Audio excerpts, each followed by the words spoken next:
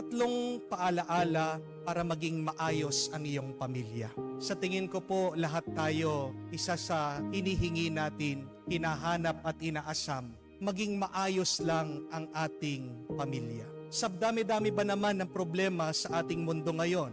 Merong gera, kalat pa rin ang sakit, patuloy pa rin ang kahirapan dahil tumataas ang presyo bilihin ng lahat ng bagay. Kahit na sa gitna ng napakaraming mga suliranin, ang importante lang hindi po ba para sa atin ay yung maging maayos, mabuti at masaya ang ating pamilya. Amen?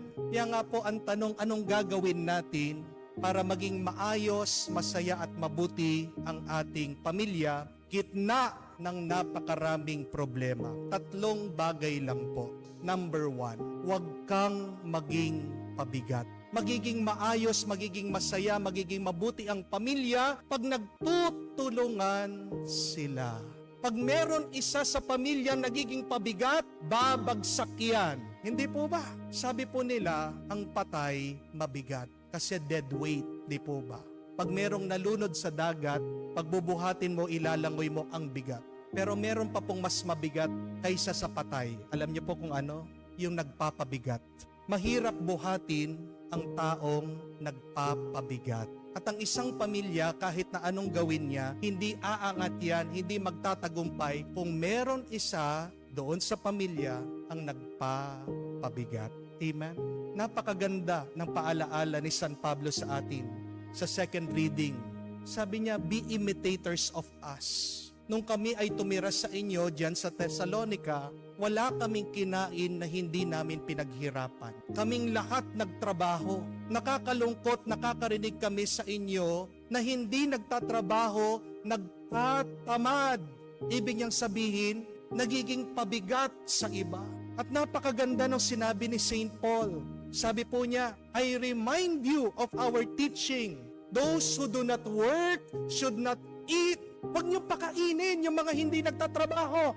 Anong ibig sabihin ni San Pablo? God hates a lazy person. Amen? God will never bless a lazy person. Kahit na punong-puno ka ng talento, kagandahan, kagwapuhan, kung tamad ka naman, wala kang matatanggap na grasya. Amen? Ang pinaka-importante ay yung nagpapagod ka. Effort! Put your back into it. Ano pong pagkakaiba ng mga inchik sa ating mga Pilipino? Ito po, ang mga inchik silang lahat sa pamilya nagtatrabaho. Bata pa lang mga yan, makikita niyo po, talagang sinusubsob sa trabaho. Pero mga Pilipino, basta't merong isang nagtatrabaho, okay na yon sa kanila. Umaasa sila lahat dun sa isa. Ang mga inchik, pag meron silang pera, anong gagawin nila? Pag business sila, pag ninegosyo nila. Hindi po ba? Bigyan mo ng pera, mga Pilipino, ang gagawin po nila, gagastusin. Anong sasabihin? Para may souvenir ako dito sa aking pera. Pupunta agad sa mall, sa palengke, mamimili. Pupunta sa grocery, mamimili. No wonder, bakit po nagiging mahirap tayo? Mas wise po, mas magaling ang mga inchik. Ang nakakalungkot pa sa ating mga Pilipino, mahilig tayong umasa sa ating mga kamag-anak na mayayaman. Di po ba? Porket mayaman, porket nasa abroad, lahat pinapaasa ng pangangailangan. Pero mali po yun. Bakit? Kasi pag naubusan yung mayaman, paano na yung mga umaasa sa kanya? Wala na. Di po ba? Maghihirap silang lahat. Di kamuka sa mga incheck, kung merong naluging isa, at least merong mga iba, may ipon, nagtutulungan sila. Parang namatay na po yung tinatawag nating bayanihan sa atin, hindi po ba? Bayanihan nung unang panahon, pag maglilipat ka ng bahay, tulong-tulong. Kahit mabigat ang bahay, kaya nilang buhatin kasi pag nagtutulungan, walang mabigat ang hindi kakayanin. Ang mabigat, nagiging magaan. Huwag kang maging pabigat para maging magaan ang buhay sa pamilya. Hindi naman po masama yung humingi. Hindi rin po masama yung magbigay. Ang masama ay yung pag-umaasa na at nagiging tamad na yung iba. Kailangan natin pong tandaan ito. Minsan meron po tayo mga kapamilya, kamag-anak, hindi po ba? Ang bait-bait. Wala kang maririnig sa kanila. Pag hihingi ka, agad bibigyan ka. Pero ito po yung gusto kong tandaan nyo. Kahit na minsan ang tao mabait, kala mo kaya niyang dalhin ang lahat ng bigat, problema, suliranin ng pamilya. Napapagod din po yan. Nahihirapan din yan. Nalulungkot din yan. Dumarating din sa punto at oras na kung saan gusto niya sumuko. Kaya sana naman, ayos sa pamilya, intindihin natin, unawain natin ang bawat isa. Be more sensitive. Huwag ka naman maging pabigat.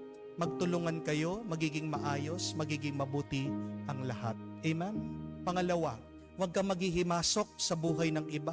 In other words, huwag kang maging pakialamero. Amen? Yan yung pangalawang payo ni San Pablo para sa buhay pamilya, para sa buhay ng komunidad. Kasi napansin niya, yung mga tamad, wala nang ginagawa, nakikialam pa sa buhay ng iba.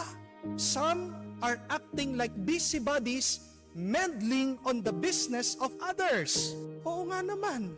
Diyan nagmumula ang away, sigalot, hidwaan ng napakarami sa ating pamilya. Hindi mo problema, ginagawa mong problema. Hindi ka naman kasama sa usapan, sinasama mong sarili mo sa usapan. Hindi po ba? Huwag kang makikialam sa problema ng iba. Problemahin mo ang iyong sarili. Amen? Kahit na sabihin mo, kapatid mo siya, pinsan mo siya, tiyuhin mo, tiyahin mo, ang problema nila. Bigyan mo ng oras at panahon yung sarili mong problema. At tandaan din po natin, ang tagumpay, success ng iba, tagumpay nila iyon. Huwag mo rin papakialaman. Yan yung problema na napakarami sa atin. Ano po yun? Inggit. Hindi nyo po ba napansin? Bakit magsimula nung nagkaroon po ng Facebook, ang dami po mga nag-aaway? Bakit? Yan dami po na naging mga chismosa. Palagi binabantayan kung anong pinopost ng mga iba. Pag nakita, sasabihin, ay, buti pa sila nagbakasyon sa Boracay, sa Baguio, magko-comment sana all. Makikita, ay, buti pa siya. Umuwi yung kamag-anak namin, binigyan ng chocolate, binigyan ng dollars. Ako wala, magko-comment sana all. Nagkaroon ng bagong gamit, bagong rep, bagong sasakyan. Ano sasabihin? Buti pa siya, sana all. Sabi nila yung salitang sana all, salita na mga inggitero-inggitera. Pero bakit mo pagkakainggitan ng iba? Bago ka tumingin sa iba, tingnan mo muna ang sarili mo dahil may blessing na binibigay ang Diyos sa iyo. Tigilan natin ang panghihimasok sa buhay ng iba dahil walang magandang maidudulot ito. Kung bibigyan mo ng panahon at oras, ayusin muna ang sarili mo, wala ka ng oras para tignan o pansinin ang buhay ng iba. Hindi po ba? Yan dapat ang maging layunin natin.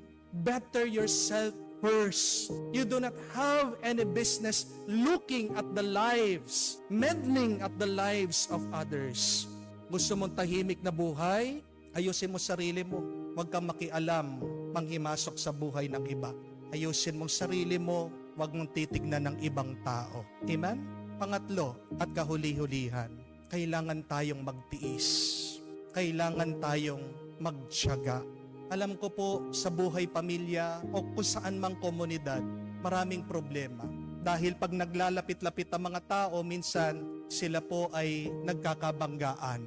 That is understandable. But many times we do not meet eye to eye. We do not understand each other. Why is that? Because we are all different. Iba-iba ang pinagdadaanan natin. Iba-iba ang ating mga nararanasan. Iba-iba ang ating pinagmulan. Pero ito po yung kailangan tandaan nyo. Kailangan magtiis ka, kailangan magtiyaga ka, gaano pa kahirap, nabubuhay kasama ang iba. Bakit? Dahil sabi ng ating Panginoon sa Ebanghelyo, by your perseverance, you will secure your lives. Pag ikaw ay nagtiyaga at nagtitiis, diyan mo makukuha ang kaligtasan. Sabi nga po ng isang santo, pag naiinis ka sa isang tao, huwag mo sasabihin, nagagalit ako, naiinis ako doon. Ang sabihin mo, salamat Diyos, ginagamit mong taong ito para ako ay maging banal. Difficult people are God's grace and gift to us so that we can become more gentle, more generous, more loving, and more holy. Nakahuli daw po sila ng isang polar bear, yung mga oso na namumuhay sa malamig na lugar. Dinala po nila sa zoo. Binigyan ng pagkain, tubig, higaan, lahat, walang problema. Ito pong oso, itong polar bear. Napansin po nila ilang araw, ilang buwan, nang hina, walang gana, itong nahuli nilang hayop. Nagtataka sila bakit? Doon po nila naalala, dahil binibigay na lahat dito sa hayop, wala na pong challenge ang buhay.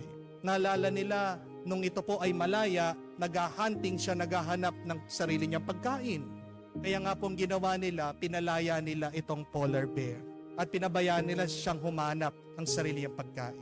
Alam niyo po yung nangyari? Biglang lumakas. Nagkaroon ng gana itong hayop. Yung pong kanyang problema, yung kanyang paghahanap, yung pagsubok ay naging daan para magkaroon siya ng buhay. That is the irony of life. Yan ang kabalintunaan ng ating buhay dito sa mundo. Nakala natin ang mga problema ay pasakit, hindi pala. Sila'y daan para tayo'y makatanggap ng biyaya at kaligtasan. Magtiis, magtiyaga, persevere, because it is there that God will bless you. Pasalamatan po natin ng Diyos sa mga pamilyang pinagkaloob niya sa atin. Imperfect they may be, full of problems they may be, remember this. They are our way to become good, to become happy, to become holy.